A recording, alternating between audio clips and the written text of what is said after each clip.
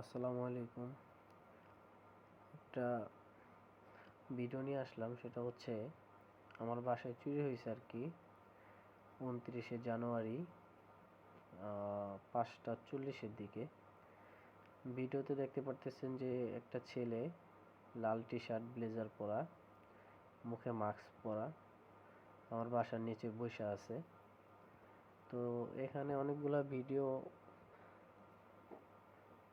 Short করে একসাথে করা হয়েছে। তো মহিলা কিছু একটা জিজ্ঞেস করছে। ওই মহিলা আমাদের এই রোডেই থাকে।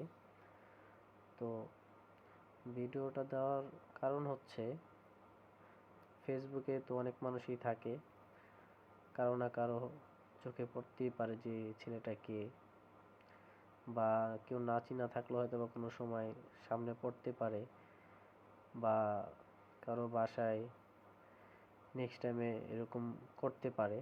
সেই জন্য আসলে ভিডিওটা দেওয়া।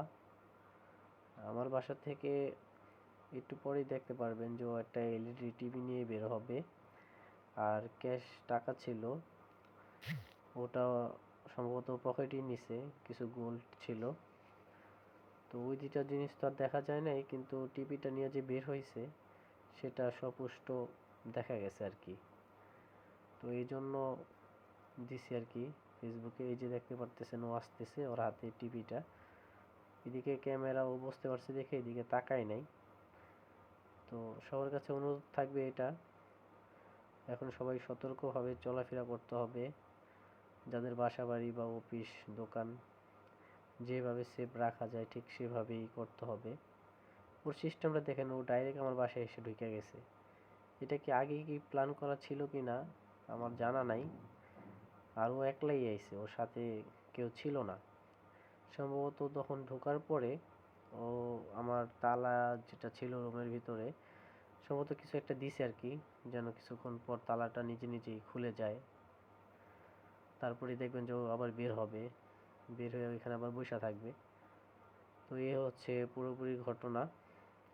কারণ এখন দেশের অবস্থাটা যেমনই হোক না কেন, মানুষ চারদিকে নানান টেনশনে থাকে। তো এই জন্য সবাই সেফ থাকবেন, যেন কারো ক্ষতি না হয়। কারণ কিছু কিছু সময় কিছু কিছু ক্ষতির কারণে মানুষের অনেক বড় লাইফের জন্য ক্ষতি হয়ে যায়। এই জন্য এই ভিডিওটা দেওয়া। আর কেউ যদি ওকে চিনেন বা জানেন তাহলে অবশ্যই আমার সাথে যোগাযোগ করবেন। কারণ যেটা গেছে সেটা তো পাবো না, কিন্তু চাইবো যে ও এইসব যেন আর না করে। কারণ চোর, নেশাখোর ওদের কাজই হচ্ছে এটা। কিন্তু মানুষকে তো সর্বশান্ত করে দেয় ওরা।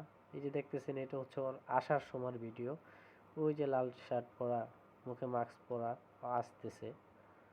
আমি শিওর যে এটা হঠাৎ করে হয় নাই, হয়তো বা আমাদের রোডের কেউ হইতে পারে যে ওকে চিনে জানে।